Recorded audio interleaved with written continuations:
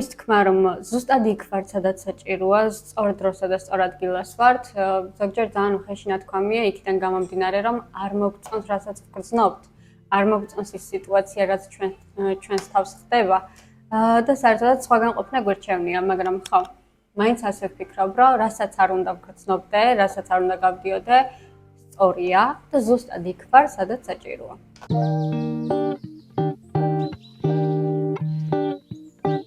გამარჯობა, კეთილი იყო შენი ჩემს არხზე დაბრუნება, მე ვარ თამთამ და დღეს ვაპირებ, რომ ვისაუბროთ ცოტა ისეთ თემაზე, რაც არც მე არ მომწონს მომენტებში, იმიტომ რომ არ მომწონს ზოგჯერ სადაც ვარ და რასაც ვგრძნობ, მაგრამ მაინც ვეჭიდები იმ მენტალიტეტს, რომ ზუსტად იქ ვარ, სადაც საჭიროა რომ ვიყო. მე მჯერა ესეთი რაღაცის, რომ სანამ დავიბადებოდი ვნახე ეს ცხოვრება, დავინახე რაღაც ღირებულებები და ამიტომ ავირჩიე ზუსტად ეს ქვეყანა, ზუსტად ეს ოჯახი, ზუსტად ეს მეგობრები, ზუსტად ის ღირებულებები, რაც მაქვს და ახლა ამ ყველაფერს გავდივარ და თითქოს იმის ძიებაში ვარ, რა ღირებულებაც დავინახე აქ, ხო? თითქოს რაღაც ექოს გამოძახილს მივყვები თუ რაღაც მსგავსი. ყველა სხვადასხვანაირი მენტალიტეტი გვაქვს. ახლა მე იმას არ გეტყვით და ვერ გეტყვით, იქიდან გამომდინარე, რომ არც მე არ ვიცი ეს სიმართლეა თუ არა, რომ ნანახი მაქვს ეს ცხოვრება და აი რაღაც ღირებულებები დავინახე ან რაღაც მსგავსი, უბრალოდ მე ამის ვჯერა. შენ შეგიძლია რომ სულ სხვა რაღაცას გჯეროდეს და სულ სხვანაირი ღირებულებები გქონდეს, ხო? ამაზე დავა საჭირო არ არის ჩემი აზრით. მაგრამ მაგ ყველაფერს თავი რა დავანებოთ, რომ აი რაღაცა ვნახე და ბლა ბლა ბლა. ის მენტალიტეტი რო გქონდეს, რომ შენ ზუსტად იქ ხარ ახლა, სადაც საჭიროა რომ იყო და იმ სიტუაციაში, სადაც ახლა ხარ, საჭირო ტიპი ხარ, როგორ მოიქცეოდი? ჩემი აზრით, მაგ გადმოსახედიდან და მაგ მენტალიტეტით უფრო სხვანაირი ტიპი გაიჩნდებოდი და უფრო ჭკვიანურად იფიქრებდი და სამყაროსაც სხვანაირად დაუწყებდი ხედვას. დღევანდელი ვიდეო იდეაში საერთოდ არ არის იმაზე, ვის რა ღირებულებები გვაქვს და ვის რისი გვჯერა. დღევანდელი ვიდეო არის იმ მენტალიტეტზე, რასაც ჰქვია მე სწორ დროსა და სწორ ადგილას ვარ. შეხედე უბრალოდ შენ ამ ფიქრებით, ამ დამოკიდებულებით რო იმსჯელო, რომ ზუსტად იქ ვარ, სადაც ახლა საჭიროა და სადაც ღმერთს უნდა რომ ვიყო. ესე იგი მე აქ რაღაცა ღირებულება შემაქვს, ხო? პირველი არის ის, რომ ძალიან ბევრჯერ გონია ხოლმე, რომ სხვები წინ გვისწრებენ, სხვებს ვადარებ საკუთარ თავს, იმან ის იყიდა, ამან ეს გააკეთა, ესე განვითარდა, ნახე ის როგორ დაიხვეწა. ყველას თავისი დრო აქვს. მაგალითისთვის რო ავიღოთ ის, რომ ვიღაცამ იმას მიაღწია, რის მიღწევასაც შენ ცდილობ რაღაც 10 თვია, მაგრამ არა გამოგდის. და უცბად რაღაცა სინანულის გრძნობა გაქვს თითქოს, რომ მე როდის მივაღწე მაგ ყველაფერს, მაგრამ იმ მენტალიტეტით, რომ სწორ ადგილას ხარ ახლა შენ და ზუსტად იქ ხარ, სადაც უნდა იყო, ჩემი აზრით სხვანაირად დაიწყებ ფიქრს. ეს გამოკლებული არაფერი არ იცი შენ, ზოგადად ამ ცხოვრებაზე არაფერი არ ვიცი ჩემი აზრით რა, აი ძალიან ბევრი რაღაცაა, რაზეც პასუხი არ გვაქვს და ალბათ ვერც გვექნება.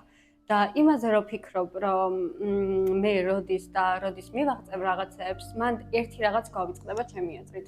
პირველი არის ის, რომ იმ ადამიანმა რაღაცას კი მიაღწია, მაგრამ შეიძლება მოკლე დროში მიაღწია და იმდენი რაღაცა ვერ ისწავლა, რაც უნდა ესწავლა. ანუ ყველა ადამიანისთვის არის სხვადასხვა რაღაცა გათვლილი, ხო? იმანის წარმატების გზა რო გაიარა, უნდა ესწავლა 5 გაკვეთილი. შენ შეიძლება გიწევდეს რომ ისწავლო 10 გაკვეთილი, იმიტომ რომ სამყაროში ღმერთს ესე უნდა რომ ისწავლო. ადამიანები ზოგჯერ ვუსწრებთ ხოლმე ერთმანეთს რაღაცეებში რა, მე რო რაღაცამდე მისვლა მინდოდე, შეიძლება დამჭირდეს 10 თვე, შენ შეიძლება დაგჭირდეს 5 თვე. მაგ ყველაფერს ვერ გაიგებ რა. უბრალოდ ის არის რომ ვის რა გვაქვს სასწავლი ამ ცხოვრებისგან. მე შეიძლება უამრავი რაღაც მქონდეს ჯერ კიდევ გასავლელი და აქედან გამომდინარე მეგონოს რომ ვიღაცებს ჩამოვრჩი მაგალითად, მაგრამ იმით რომ მსჯელობ რომ ორ ადგილას ვარ და ესე იგი ჩემი დრო ჯერ არ მოსულა და ესე იგი ჯერ კიდევ რაღაც მაქვს სასწავლი და ესე იგი ჯერ კიდევ რაღაც მაქვს გასაკეთებელი.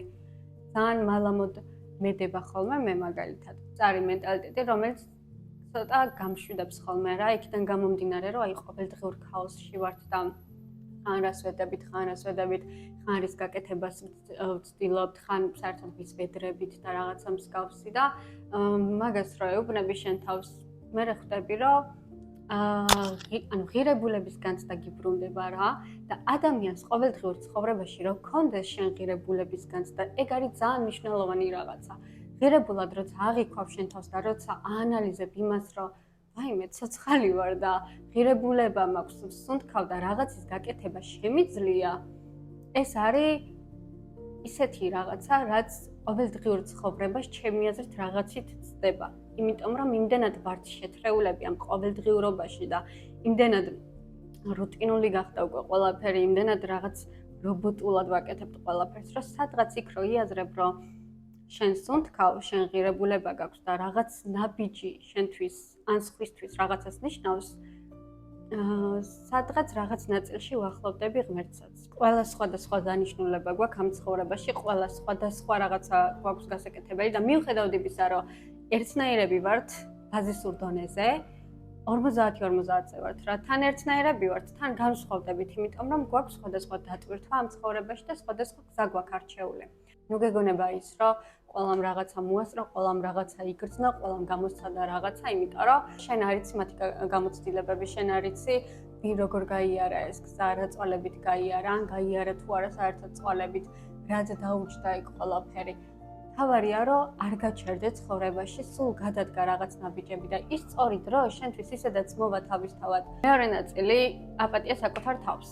ძალიან ხშირად ვართ ხოლმე წარსულში გაჭედილები, რომ ეს ესე რომ ეკნა, ის ესე რომ გამეკეთებინა. შენ წარსულში იმ დროსაც სწორ დროს და სწორ ადგილას იყავი. შენი ნაბიჯები რაღაც მხრივ სწორი იყო იმ მომენტისთვის. შენ რო ეუბნები საკუთარ თავს, რომ ნეტა ის ისე გამეკეთებინა. რანაირად უნდა გაგეკეთებინა ის ისე, როცა არ ქონდა იმდენი რესურსი, რომ ის რაღაცა ისე გაგეკეთებინა. ანუ რაში ადანაშაულებ ხოლმე საკუთარ თავს, რომ მაშინ არ ქონდა იმდენი რესურსი, იმდენი ცოდნა, იმდენი განათლება, რომ სხვანაირად მოქცეულიყავი. ხო, აი ზუსტად მაგაში. რატო? რაც უფრო მეტად იზრდები, უფრო მეტი რესურსი და ცოდნა გაქვს.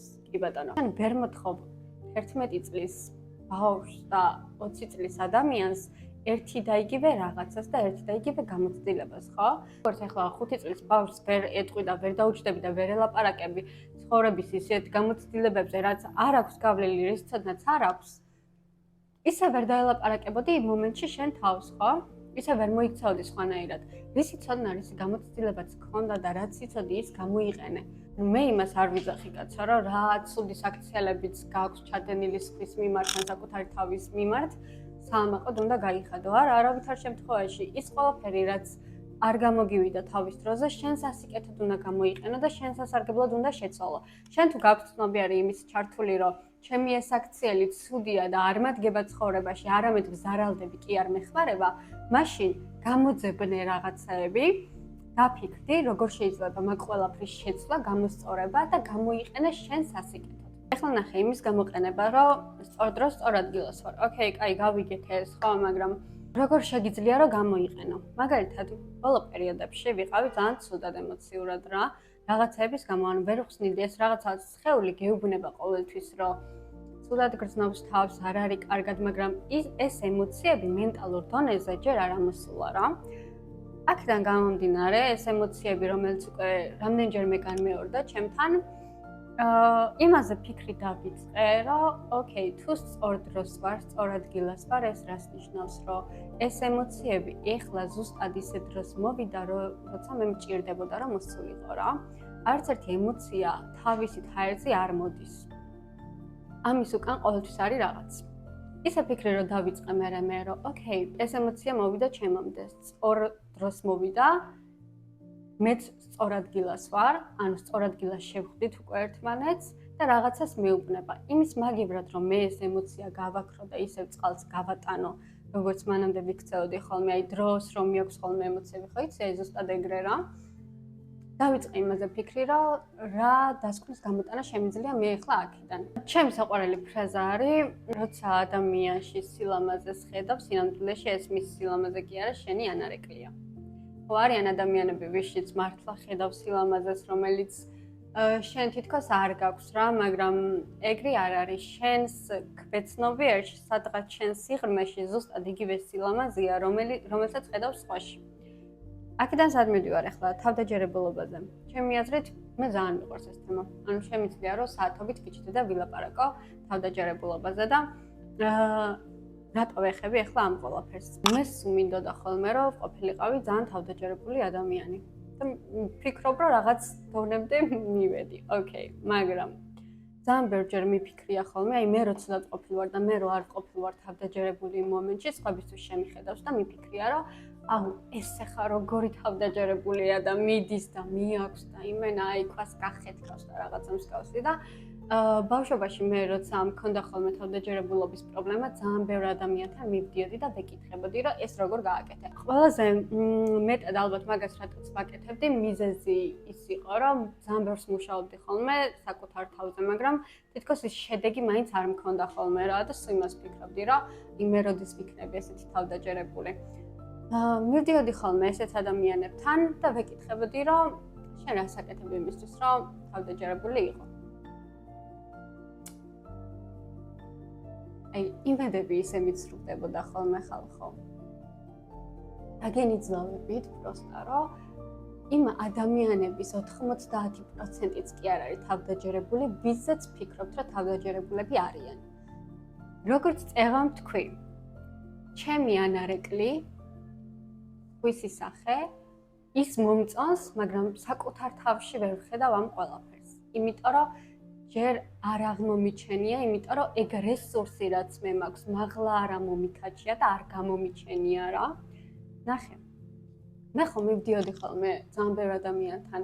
აი საუბარში გაცნობის სტილით ყველაფერს ვაკეთებდი ხოლმე, რომ აი ის ინფორმაცია ამომეწურა, რომ რა მეც მინდა ესეთი თავდაჯერებული რომ ვიყო და მეც მინდა რომ მივდიოდი და მიმქონდეს და ქვას ვხედქავდე და რაღაცა და აი ურთიერთობებში რომ ვიცნობდი ხოლმე ამ ადამიანებს, მე აღმოვაჩენდი ხოლმე, რომ ანუ მე უფრო თავდაჯერებული ვიყავი ვიდრე ეს ადამიანები რა. რატო? იმიტომ რომ საკუთარ ანარეკლს ხედავდი მათში. აი რო აფეიკებ რა. ძალიან ბევრ ადამიანზე შეიძლება იფიქროთ, რომ თავდაჯერებულია და მოუკიდებელია, ძალიან მაგარი ტიპია, ის არის, ეს არის რაღაცა, მაგრამ როცა აფეიკებ და ჩვენ სამყაროში ეგ არის ცუდი, რომ ძალიან ბევრ შეგვიძლია, რომ დავაფეიკოთ რაღაცეები რა. გავაყალბოთ, აი პროსტა რომ გავაყალბოთ და ძალიან ცუდია ეგ რაღაც პონჩი, იმიტომ რომ ადამიანი ფხიზლად თუ არ ხარ და ენერგიებს თუ ვერ გრძნობ და არ უსმენ საკუთარ ორგანიზმს და ინტუიციას, ვიღაცას რო გაიცნობ, ეს უკვე წინასწარ გეუბნება შენ ის როგორი ტიპია და არ უსმენ პროსტა რა. და ვიღაცას რო გაიცნობ, მე სულ სხვა ვიღაცა ხდება ხელში რა, ხრჩება. იქიდან გამომდინარე, რომ ძალიან მარტივია თავდაჯერებულობის გაყალბება და ადამიანებს აჩვენო ის, რომ მაგარი ტიპი ხარ, სანამ არ გაგიცნობენ, რა თქმა უნდა. ძალიან მარტივია ეგ და ძალიან ბევრ ადამიანს ატყუებს ეგ რა. აი მე მქონდა მსგავსი შემთხვევა, რომ შინაგანად ძალიან ცუდად ვიყავი, აი თან სამსახურში ვიყავი. აი ოღონდ სახლში წავიყვანე ვინმეს და ოღონდ დავწოლილიყავი და დამეძინა, მეტი არაფერი არ მინდოდა და ანუ არ მომწონს, რომ ესე ვგრძნობ თავს, მაგრამ რა გავაკეთო, ეხლა ყველა ჩვენი ვალდებულებები გვაქვს და მუშაობ, ხო? ოკეი. ვიღაცა მოდის და მეუბნება, რომ აუ შენ რა თავდაჯერებული ხარ, თუ რა თავდაჯერებულად გამოიყურებიო თუ რაღაცა ეგეთი და მეთქი. ანუ რა ძალიან გამიკვირდა ეგ რა და ან ძალიან ისეთი რეაქცია მქონდა, რომ ანუ რა მე ეხლა ამ წუთას არა.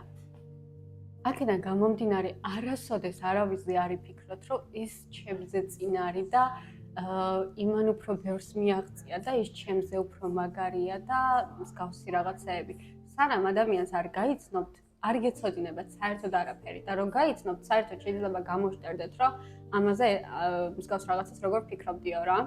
ყველაფერი არის თქვენი ანარეკლი. არა უშავს თუ ჯერ იქ არ ხარ, სადაც გინდა რომ იყო, იმიტომ რომ ყველაფერი წინ არის. არა უშავს ის თუ რას გრძნობ ეხლა, იმიტომ რომ გაივლის და არ დაგავიწყდეს ის, რომ ყველაფერი დროებითია.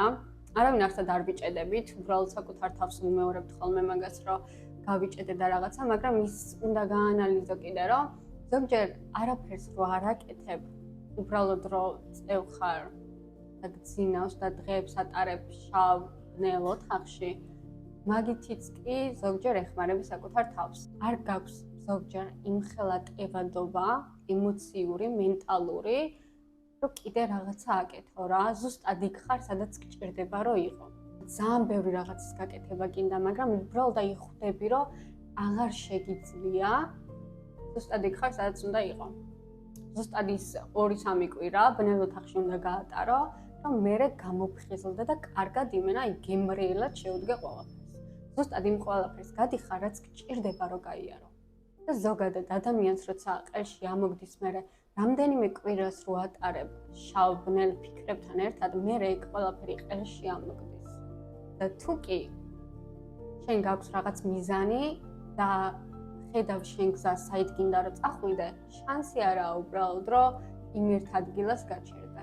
აცდი შენ თავს ცოტა ხანი და აცდი, კაი, იყოს იმ ბნელ ფიქრებთან და მერე პროსტა ერთი დღე ისე გამოგინათდება გონება, უცბად ისე გაგიჩნდება ენერგია, უცბად ისე გაგინათდება დღე, რომ ვერც კი წარმოიდგენდი, რომ აი მერე იფიქრებ იმაზე, რომ საერთოდ რას ვიკლავდი თავს, მაგრამ იმ მომენტში შენ ეგ გჭირდებოდა. იმ მომენტში შენ არ ქონდა იმის რესურსი, რომ უფრო სხვანაირად მოგცეოდი საკუთარ თავს, მაგრამ ნახე, აი ეგ არის. სწორ დროს, სწორ ადგილას იყავი შენ, სწორ რაღაცებს აკეთებდი იმ 3 კვირის განმავლობაში საკუთარი თავისთვის, რომ ცოტა რაღაცა ენერგია დაგეზოგა და აღარ გეფიქრამდე რაღაცაზე, ხო? მაგრამ მაგ 3 კვირიან გამოცდილებას მე შენ როგორ გამოიყენებ, ეგ უკვე შენზეა. ცუდ გამოცდილებას რო იყენებ შენ სათავისოდ, შენ თვითონ უფრო იცვლები მერე და თავიდან რო ვლაპარაკობდით იმაზე, რომ ვიღაცას 5 გაკვეთილი სწავლა სჭირდება და ვიღაცას 10 გაკვეთილი სწავლა სჭირდება, შენ უფრო მალე გაივლი მაგ გაკვეთილებს რა. თავარია რომ გამოიყენო და ესე ჰაერზე არ გავუშვა, იმიტომ რომ საერთოდ არაფერი არ გვემართება ესე ჰაერზე და არც არავის არ ვხვდებით ქუჩაშიც კი შემთხვევით, მე მგონი. ძალიან დიდი მადლობა მოსმენისთვის, იმედი მაქვს რომ შემდეგ ვიდეოსაც ძალიან მალე დავდებ და აღარ დამემართება მეც რაღაცა ბნელ ფიქრებში აღარ გადავეშვები. ძალიან დიდი მადლობა მოსმენისთვის და შემდეგ ვიდეომდე. მადლობა.